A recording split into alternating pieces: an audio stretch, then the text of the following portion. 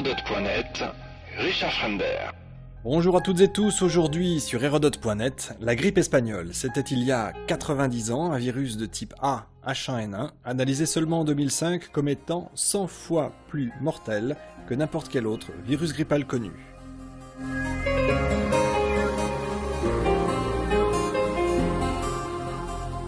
Le 9 juin 2009, l'OMS déclarait le niveau d'alerte pandémique relevé en phase 6, sur une échelle qui compte 6 niveaux, le 7e étant la déclaration de fin de la pandémie. Du coup, selon l'évaluation des spécialistes, les critères qui définissent une pandémie de grippe sont remplis. Le monde est alors, au moment où je vous parle, au mois de juin 2009, en situation de pandémie avérée. Mais, il y a 90 ans, en 1918, vous imaginez, ça ne s'est pas du tout passé comme ça. La grippe espagnole, qui a duré de 1918 à 1919, est qualifiée par beaucoup comme étant la plus grande catastrophe sanitaire de l'humanité. On dénombre de 50 millions à 1 milliard de personnes infectées, c'est-à-dire près de 50% de la population mondiale de l'époque. Là, je parle de personnes affectées. Elle aurait fait plus de 20 à 50 millions de morts, c'est-à-dire 4 fois plus de victimes que la Première Guerre mondiale. On parle d'ailleurs de plus en plus que cette grippe aurait fait plus de morts que la Première et la Seconde Guerre mondiale réunies. Je parle des victimes de guerre, bien entendu. Et les études les plus récentes parlent même de plus de 100 millions de morts. Or, ce n'est ni la seule pandémie, ni la dernière, et ça nous le savons aujourd'hui, et phénomène absolument incroyable, elle est quasiment passée inaperçue à l'époque.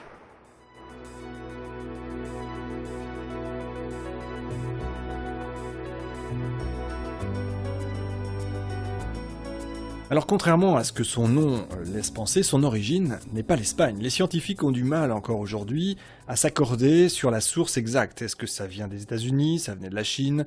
Parce qu'elle est apparue simultanément dans les deux pays. Alors pourquoi est-ce qu'on a donné ce nom de grippe espagnole?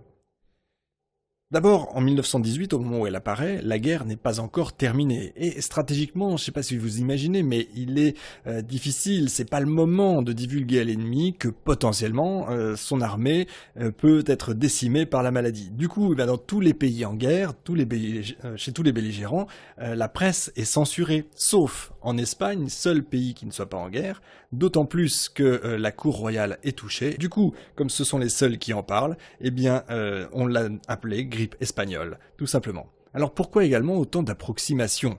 Je parlais de 20 à 50 millions de morts, etc.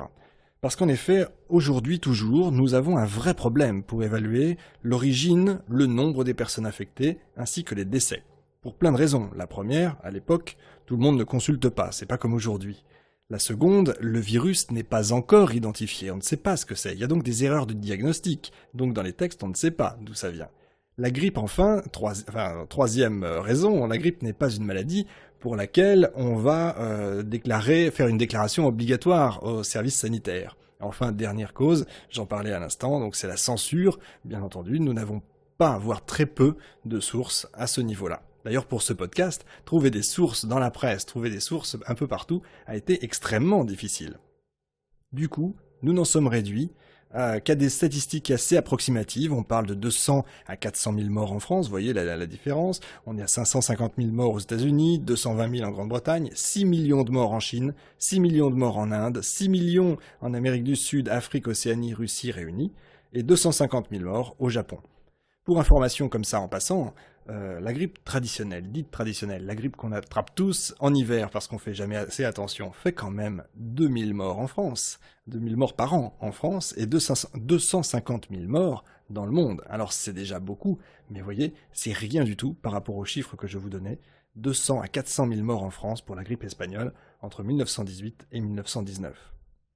Alors, je parle de grippe A, épidémie, pandémie, virus, autant de mots, je crois, sur lesquels il faut quand même revenir pour faire un point, parce que c'est extrêmement important pour comprendre de quoi on parle exactement. La grippe, tout le monde sait ce que c'est. On l'attrape tous, ou on l'a tous vu, ou on l'aura tous attrapé un jour. C'est l'affection bénigne, parfois mortelle, oui, je le dis, 2000 morts par an quand même, en France, et ce sont les personnes faibles, les personnes âgées, ou les enfants en très bas âge, et qui l'attrapent évidemment, et qui en décèdent. Le nom de grippe vient de l'allemand grippen, qui veut dire saisir brusquement. Les symptômes, on les connaît, la fièvre, des maux de tête intenses, la fatigue, des douleurs musculaires et articulaires, une toux sèche, des difficultés respiratoires. L'épidémie, par contre, c'est la propagation subite et rapide d'une infection contagieuse, et là j'insiste, dans une région ou au sein d'une collectivité. En rapport avec la pandémie, qui vient du grec pan, qui veut dire tout, un ensemble, etc., et démos, le peuple, c'est le même processus que l'épidémie, c'est-à-dire la propagation subite et rapide, mais là pas dans une région ou dans une collectivité, mais étendue à un continent, voire à une planète. Et on sait que les pandémies sont cycliques, on sait qu'il y en a 2 à 4 par siècle, elles viennent souvent d'Asie, ça nous le savons, on en connaît dès l'Antiquité, on en connaît plus vers l'époque moderne, 1580, 1729, 1781-82, la Chine qui part de Chine, qui vient en Russie et en Europe, et 1889-90, importante parce que c'est une pandémie mondiale, elle touche tout le monde, 40% quand même de la population affectée, avec une grande mortalité, mais là surtout des personnes âgées et les enfants, de la grippe traditionnelle, dirons-nous. C'est une pandémie importante pour le sujet de la grippe espagnole, on va le voir après. Au XXe siècle, on a également des grandes pandémies, on va repartir à l'envers, 1968-69 la dernière, c'est la grande grippe de Hong Kong, qui fait 750 000 à 1 million de morts, c'est une grippe de type A, H3N2, on va revenir à ça après. La grippe asiatique de 1958-59, qui fait 1 à 1,5 million de morts, ce qui est quand même considérable, et 1918-1919, la grippe espagnole, évidemment. Les virus, bon, tout le monde sait en gros ce que sont les virus, ces petites entités biologiques qui nécessitent, et là aussi c'est important, qui nécessitent une cellule hôte et qui va en utiliser les constituants pour se multiplier. C'est pas neutre pour le sujet de la grippe espagnole, vous allez comprendre. Avant de revenir à ces virus, rapidement une explication, parce que je parle de type A, H1N1, etc. Il existe 3 types de grippe. Et je ne vais pas vous embêter longtemps avec ça, il ne s'agit pas de faire un podcast scientifique, mais il s'agit de comprendre, et surtout, on dit que c'est avec l'histoire qu'on comprend le futur. Ce que nous vivons aujourd'hui peut être expliqué un petit peu par l'histoire. Il existe donc 3 types de grippe. La grippe de type A, B et C. Je vais commencer par la C, qui est la grippe que tout le monde connaît, celle que tout le monde attrape quand il ne fait pas attention. C'est l'infection respiratoire bénigne. La grippe de type B, c'est une épidémie peu sévère, et la B et la C donc n'affectent uniquement que l'homme. Par contre, la grippe de type A, c'est l'épidémie grave, qui peut affecter les hommes et les animaux, les oiseaux, les chevaux, les porcs, les mammifères. C'est le type de grippe espagnole, de la grippe espagnole, la grippe de type A. Attention, ça va se compliquer. Le virus de la grippe de type A se décompose en sous-types, il y a 2 sous-types, 2 sous-ensembles, H et N. Il y a 16 sous-types H, 9 sous-types N. C'est-à-dire en gros 144 combinaisons possibles de grippe de type A. C'est-à-dire 144 combinaisons possibles de dangerosité, si vous voulez, pour nous. Seulement 8 sur les 144 sont possibles, peuvent passer chez l'homme, mais le virus, vous le savez, peut muter et être transmissible à l'homme de différentes façons. Toutes les grippes de type A sont d'origine aviaire, même la grippe porcine. Elles se diffusent, bon ça on l'a vu avec tous les événements récents, elles se diffusent par les oiseaux sauvages qui les apportent aux oiseaux, aux canards des basses-cours, qui sont transmises aux porcs, qui sont ensuite transmises à l'homme, évidemment. Le contact continuel entre les animaux et les hommes dans les basses-cours va favoriser les mutations de virus et permet aux variantes des virus de s'adapter au système immunitaire de l'homme. Et là, je vais vous renvoyer exprès au podcast sur Darwin que nous avons fait, parce que c'est très exactement ce qui s'est passé avec la grippe espagnole.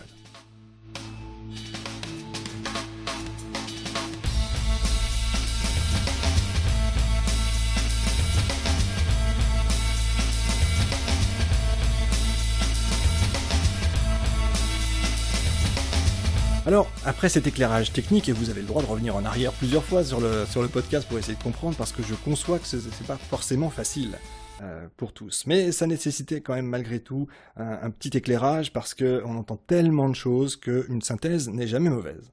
On va revenir à l'histoire maintenant proprement dite de la grippe espagnole. Parce qu'il y a ce que j'appellerais des faisceaux de faits assez incroyables qui ont fait que cette grippe de type A est devenue extraordinaire. Je vous ai dit tout à l'heure qu'on est à l'heure actuelle incapable de déterminer si la souche est chinoise ou américaine parce qu'elle apparaît en même temps aux 2 endroits, en tout cas dans les textes. Revenons maintenant à l'époque. Qu'est-ce qui se passe en 1917 ? Les États-Unis entrent en guerre en avril aux côtés des Alliés, et les premières troupes américaines vont débarquer en Europe en juin. Au début, pas très nombreuses, mais elles vont apporter avec elles, et sans le savoir, le virus qui est jusqu'alors inconnu sur le continent européen. Et dès avril 1918, les premières infections vont apparaître. Ça va mettre moins d'un an, vous voyez, entre le moment où les premières troupes débarquent et le moment où les premières infections vont apparaître. Et elles apparaissent au sein des corps expéditionnaires anglais à Bordeaux. C'est la première vague, donc avril 1918, la première vague qui n'est pas encore très meurtrière, mais qui va se répandre comme une traînée de poudre vers l'Espagne, l'Italie, l'Allemagne, puis vers la Russie, l'Afrique du Nord, tout ça en mai, c'est-à-dire en moins d'un mois, puis l'Inde, la Chine, la Nouvelle-Zélande, les Philippines en juin, moins de 3 mois pour faire le tour du monde. Cette propagation est extrêmement rapide, elle est même encore accélérée par les transports, et oui, on est au début du XXe siècle, les transports sont maintenant très au point, par bateau, par chemin de fer, et notamment, encore une fois, on est en guerre, et donc il y a des déplacements incessants de troupes militaires qui vont donc propager très facilement le virus, il y a des flux incessants de population. Et à ce moment-là, dans cette première vague, décèdent les personnes traditionnellement touchées par la grippe, les personnes fragiles, donc les personnes âgées, et les enfants de moins de 4 ans. On est à peine remis de la première vague que va arriver la seconde, la plus meurtrière, celle qui va passer en 2 mois sur l'Europe, on est fin août 1918. Et elle va partir de Brest. Et Brest, ce n'est pas neutre. Encore une fois, c'est l'endroit où débarquent les troupes américaines. Elle part de Brest, elle se répand en Europe. Elle va retourner aux États-Unis. Pourquoi? Elle va tout simplement les blesser au front. On les renvoie chez eux, ce qui est absolument incroyable en période de pandémie.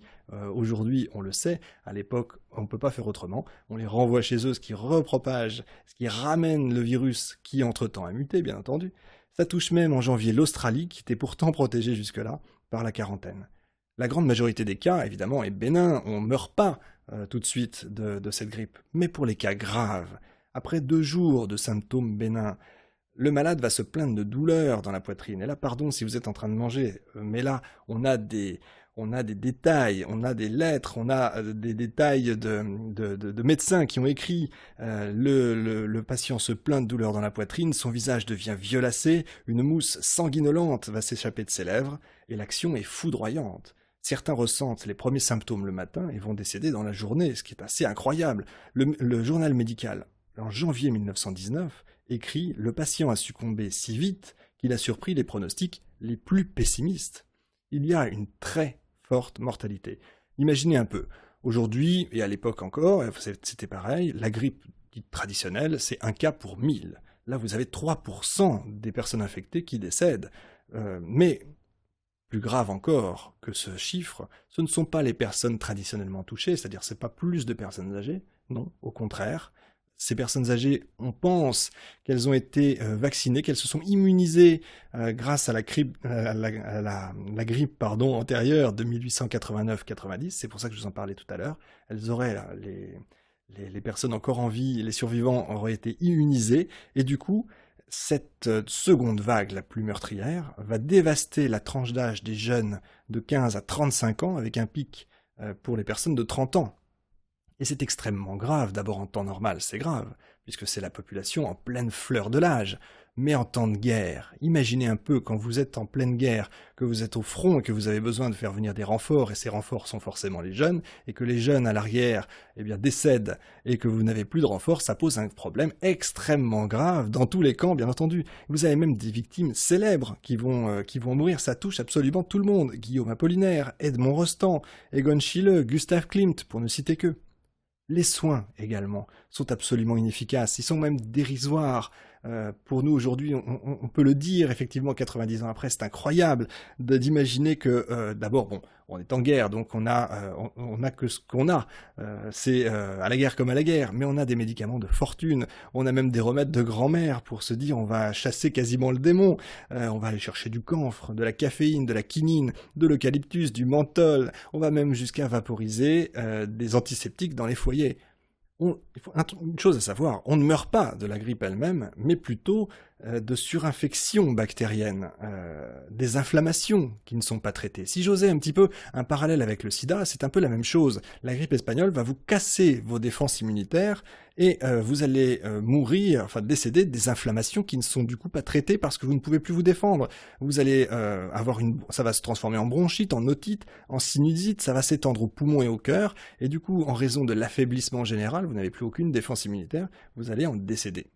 Et certains vont me dire, mais attendez, en 1888, Fleming a découvert la pénicilline, il y avait des antibiotiques. Oui, c'est vrai, il y avait des antibiotiques, mais une chose à savoir quand même, les premiers tests sur l'homme ne seront effectués qu'en 1940, ce qui est complètement incroyable d'imaginer ça.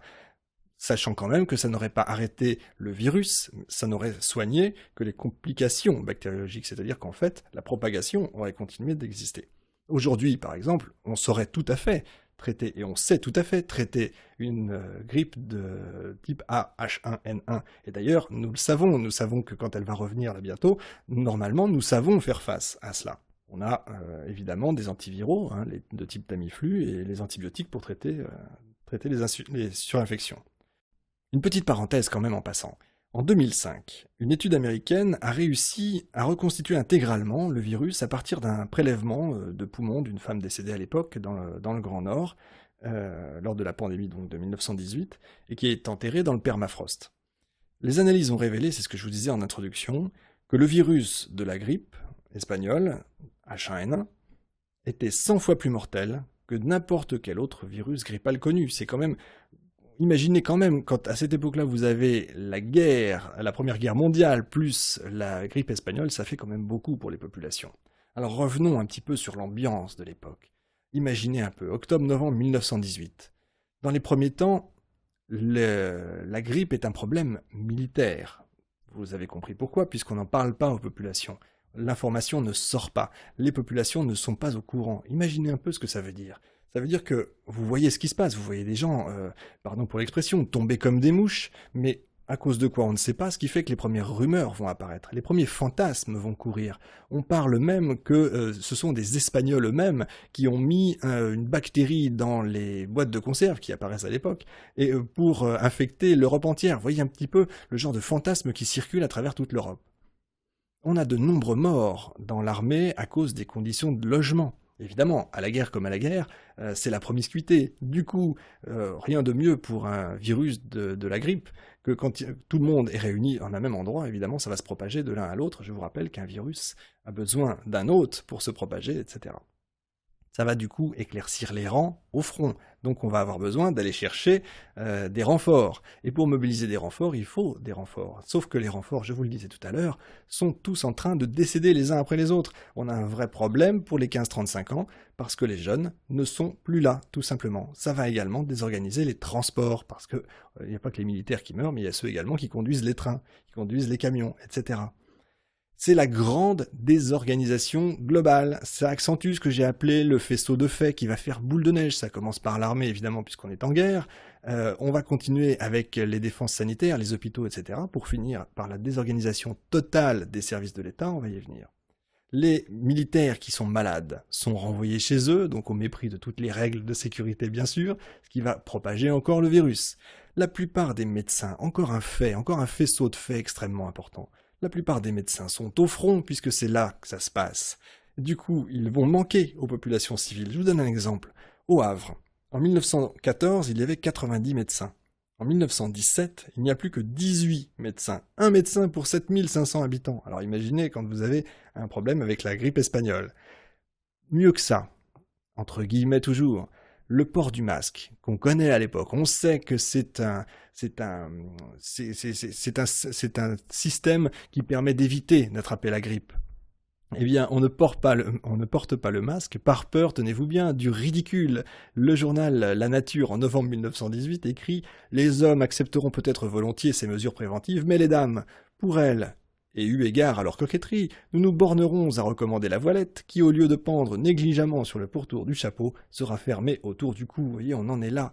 Les Français sont même priés de rester... Au bout d'un moment, quand même, ça sort. Les Français sont priés de rester chez eux et d'isoler les malades. Et il y a même des témoignages qui porte à sourire, ou pour séparer les malades, on va tendre un drap sur un fil pour en faire une cloison. Ça peut prêter à sourire quand même. Les hôpitaux sont débordés. Vous savez qu'au début, ils sont réquisitionnés, tous les hôpitaux civils sont réquisitionnés par l'armée pour accueillir les blessés de guerre. Mais on est bien obligé de les réquisitionner également pour les nouveaux malades de la grippe espagnole. Et comme du coup on manque de personnel, on ne peut pas les mettre dans des ailes différentes, ce qui fait qu'on réunit tout le monde, encore une fois au mépris de toutes les règles de sécurité que vous pouvez imaginer. Et donc là, le virus est heureux, il peut se propager à la vitesse grand V, comme vous pouvez le comprendre. Enfin, on manque de matériel, on manque de médicaments, on manque de tout. On est en pleine guerre, on est au début du XXe siècle, on ne sait pas prévenir la maladie et on ne sait encore moins la guérir. Je vous disais tout à l'heure, les services de l'État sont totalement, intégralement désorganisés. Les villes sont paralysées, évidemment, par la maladie, mais également par la peur. Je vous parlais tout à l'heure de ces rumeurs, de ces fantasmes. Vous ne pouvez plus sortir dans la rue, vous ne pouvez plus croiser quelqu'un sans avoir peur, sans le dévisager, il suffit qu'il soit... on est quasiment dans la peste médiévale, vous voyez, c'est un petit peu ça qu'il faut quand même sentir pour comprendre un peu l'ambiance apocalyptique quand même de l'époque. Les lieux publics vont être fermés, enfin quand même, en octobre 1918. Mais les services municipaux des villes sont absolument débordés. Je vais faire un parallèle quand même, encore une fois. En 2003, souvenez-vous, en France, pardon pour le monde entier qui nous écoute, dans plein de pays francophones, mais en France, en 2003, c'est la grande canicule. Et l'État est totalement désorganisé, on ne sait absolument pas gérer alors qu'il n'y a que, entre guillemets, c'est énorme, mais il n'y a que 15 000 morts. 15 000 morts, mais on ne sait pas, on n'a pas su prévenir, on n'a pas su quoi faire, et tous les services étaient désorganisés, y compris les pompes funèbres. Et imaginez la grippe espagnole, et imaginez encore plus en temps de guerre. Les services donc sont débordés, les pompes funèbres, les services des eaux, les enlèvements des ordures qui sont également décimés. Que se passe-t-il à ce moment-là? Vous avez en plus des problèmes sanitaires. Je vous disais qu'on ne meurt pas de la grippe. On meurt des complications ou on meurt de ce qui se passe autour. Si en plus vous chopez une maladie, d'un problème sanitaire à côté, vous voyez un petit peu ce que ça donne globalement. Un exemple, à Paris, vous avez jusqu'à 1000 morts par semaine, alors qu'habituellement vous en avez 300. On manque de cercueils, on manque de corbillards. On dit, il y a un adage qui dit « à chaque chose malheur est bon ». Et oui, quand même, en 1920, grâce à ça, entre guillemets, Clémenceau va créer un ministère de l'hygiène. Une sorte de plus ou moins de ministère de la santé, si vous voulez. Parce que jusque-là, et encore une fois, pour vous donner une idée de ce qui se passait quand même en 1918, les services d'hygiène étaient répartis dans 8 ministères différents. Donc quand je vous dis que c'est désorganisé, imaginez un peu gérer les problèmes que ça peut être. Le système mis en place par Clémenceau va quand même servir dans d'autres pays, puisqu'il va être adopté au Royaume-Uni, en Inde, en Nouvelle-Zélande et en Afrique du Sud. Sortons un peu de la France, partons de l'autre côté de l'Atlantique, allons aux États-Unis. Là aussi, on est rapidement débordé. Les gens refusent d'aller travailler. Une infirmière sur 4 décède de la grippe espagnole. Et on a même l'exemple, à Seattle, de conducteurs de tramway refusant de prendre des passagers ne portant pas de masque.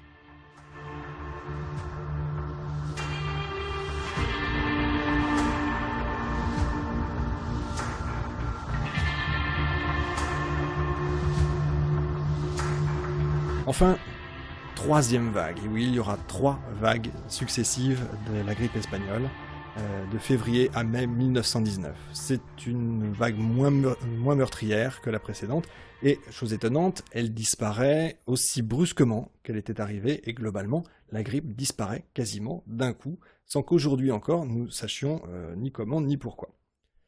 Alors, il y a plusieurs points qui font que cette grippe espagnole est extraordinaire, et si différente, et si exceptionnelle finalement en termes historiques, et qui font que c'est une gigantesque catastrophe. Au-delà du fait même du nombre de morts, j'allais dire. D'abord, effectivement, le grand taux de mortalité, qui est énorme. Le second point, parce que ça a touché principalement les populations jeunes, les populations en bonne santé, ce qui est extrêmement nouveau. Et enfin, l'extrême contagiosité de cette grippe. Cependant, et ça aussi, ça rend cet épisode extraordinaire, malgré les rumeurs, malgré les fantasmes, malgré les regards en coin dans les rues, il n'y a pas de traumatisme de la population. Vous imaginez, ça fait plus de morts que la Première Guerre mondiale, mais il n'y a pas de traumatisme. Pourquoi ? Parce que la presse a peu relayé l'information, du fait de la censure. Donc du coup, il n'y a pas les mois qu'on peut connaître d'ailleurs aujourd'hui, à la moindre apparition de grippe évidemment. Mais fait plus important encore, qui est difficile à comprendre pour les populations qui sont nées dans les années 70-80 comme nous, qui n'ont pas connu les guerres, etc. Et oui, on est en 1918-1919. Imaginez ce qu'on vient de traverser, 4 années d'une guerre abominable. Verdun, imaginez les tranchées, imaginez le froid, le vent, la pluie, imaginez le gaz moutarde, imaginez manger des rats, etc. Ce qu'on a vécu pendant 4 ans, les horreurs absolues de cette guerre, elle est enfin terminée.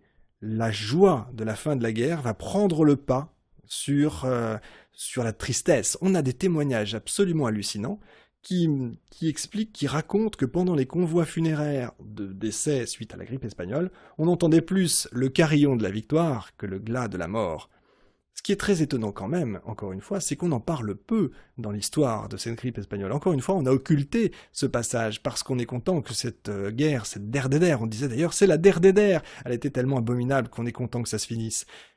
Vous regardez un dimanche de fiançailles au cinéma, pas une seule fois, on vous parle de la grippe espagnole. Vous lisez des romans historiques, ou vous lisez des livres d'histoire, on vous parle de la Première Guerre mondiale, mais très peu de la grippe espagnole. C'est assez étonnant.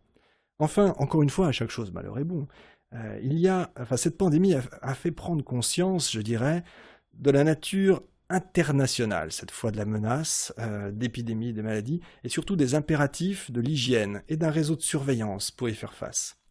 Dans la charte de la SDN, vous avez ainsi une clause qui marque clairement la volonté de créer un comité d'hygiène international qui deviendra finalement, en 1946, l'OMS, l'Organisation mondiale de la santé. Alors, la question qu'on peut se poser en 2009, une telle pandémie est-elle possible aujourd'hui? La réponse est oui, on le sait, puisque nous allons en connaître une, nous en connaissons une en ce moment. Sera-t-elle aussi meurtrière? C'est la question. Parce que, finalement, quand on réfléchit, la propagation va être facilitée par l'incroyable facilité des transports aujourd'hui. Ils sont plus rapides, ils sont plus nombreux, ils transportent beaucoup plus de monde, et dans le monde entier. La population est plus vieille qu'en 1918-1919. Du coup, elle est fragilisée. A priori, elle risque, cette pandémie de 2009, peut-être de faire un grand nombre de décès. Et nos capacités prédictives est plutôt limitées face à l'imprédictibilité, pardon pour le mot barbare, de la nature. Mais à côté de ça, j'ai, je vais dire, la prétention de penser que notre médecine, et je ne suis pas le seul à le dire, que notre médecine est peut-être plus efficace qu'en 1918. On a les antibiotiques et les antiviraux. Que nous avons l'OMS quand même quelque part, qui accélère la mobilisation en cas de menace. Et on le voit, chaque jour, nous avons des rapports et nous avons Internet, nous avons de l'information. Contrairement à 1918, on n'est pas en pleine guerre, donc nous n'avons pas de censure. Tout le monde peut s'informer, tout le monde doit s'informer. En cas de grippe pandémique aujourd'hui, et pour la première fois dans l'histoire des hommes, le vaccin peut être en mesure de jouer un rôle crucial. Et oui, la pandémie de 1957-58, on avait connu des difficultés techniques pour la régler. Le vaccin existait, les vaccins existaient, pouvaient exister, mais on avait une surveillance inadéquate, les capacités de production étaient beaucoup plus limitées qu'aujourd'hui, les essais cliniques étaient insuffisants, les problèmes juridiques survenaient chaque jour puisqu'on avait des problèmes de normes de sécurité, donc le vaccin n'avait vraiment pas joué son rôle et on avait eu beaucoup de cas, beaucoup de mortalité encore une fois. Aujourd'hui, la plupart de ces obstacles sont heureusement levés. Malgré tout, il y en a d'autres, des obstacles politiques, économiques, qui peuvent tenir sur la durée de conception d'un vaccin. On sait qu'il faut 3 à 6 mois maximum pour créer un vaccin. Maintenant, aura-t-il muté entre-temps, etc. Il y a une autre problématique qui est l'équité dans les vaccins. Et oui, les pays développés, les pays occidentaux disposent du vaccin, mais les pays en voie de développement n'en disposent pas. Que va-t-il se passer quand ça va nous revenir? Aujourd'hui, en juin, le 18 juin 2009, parce qu'il faut parler, là c'est quotidien les rapports, le 18 juin 2009, au jour de l'enregistrement de cette émission, la grippe mexicaine, les chiffres sont les suivants. 73 pays ont rapporté 40 000 cas de grippe H1N1, dont 180 morts. On le voit, la grippe mexicaine est un peu passée, dite mexicaine, est un peu passée au second plan dans les médias aujourd'hui. mais elle n'est pas éradiquée, il faut le savoir. Les cas d'infection, le nombre de morts continue d'augmenter. Je vous l'ai dit en tout début, l'OMS est passée en phase 6, c'est-à-dire pandémie mondiale avérée. Après une phase de sommeil pendant l'été, on sait que le virus de la grippe n'est plus en recrudescence au moment de l'été, la grippe H1N1 pourrait bien ressurgir et devrait ressurgir, encore plus virulente parce que mutée, ayant muté, au moment de l'automne. Alors restez bien informés, il ne s'agit pas du tout de paniquer, il n'y a pas lieu du tout, on a tout ce qu'il faut et on est très très loin et il y a une surveillance absolue, on est très très loin des chiffres d'angoisse absolue. Il existe des sites remarquablement faits par les différents pays avec des consignes à suivre qui sont les plus élémentaires d'ailleurs. Mais on dit souvent que l'histoire se répète, alors est-ce que nous ferons enfin mentir l'adage ?